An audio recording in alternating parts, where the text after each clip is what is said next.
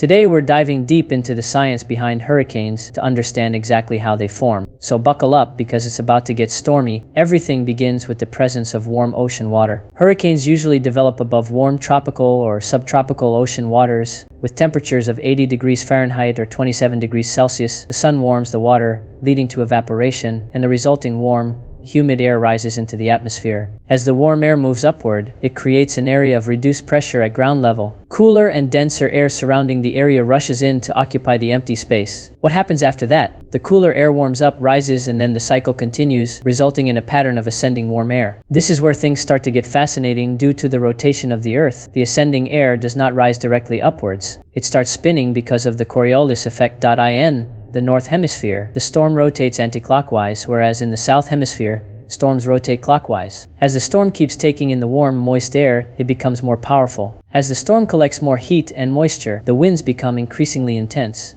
The storm transforms into a massive network of thunderstorms, featuring strong upward and downward air currents. The eye of a hurricane is located at its center, with air sinking instead of rising. Interestingly, the calmest part of the storm is surprisingly the eye, featuring clear skies and gentle winds. However, do not be deceived, as just beyond the calm eye lies the eye wall, which contains the harshest winds and heaviest rainfall. Upon reaching land, hurricanes can bring about widespread devastation with strong winds, intense rainfall, and storm surges. As hurricanes rely on warm ocean water for strength, they begin to lose power when they transition to land. Nevertheless, they are capable of creating extensive destruction by means of flooding and strong winds. Therefore, that's the situation. Hurricanes develop as a result of warm ocean waters, upward air movement, and the Earth's rotation. These intense storms have the ability to expand to enormous proportions and release destructive powers. It is crucial to be ready if you reside in regions prone to hurricanes.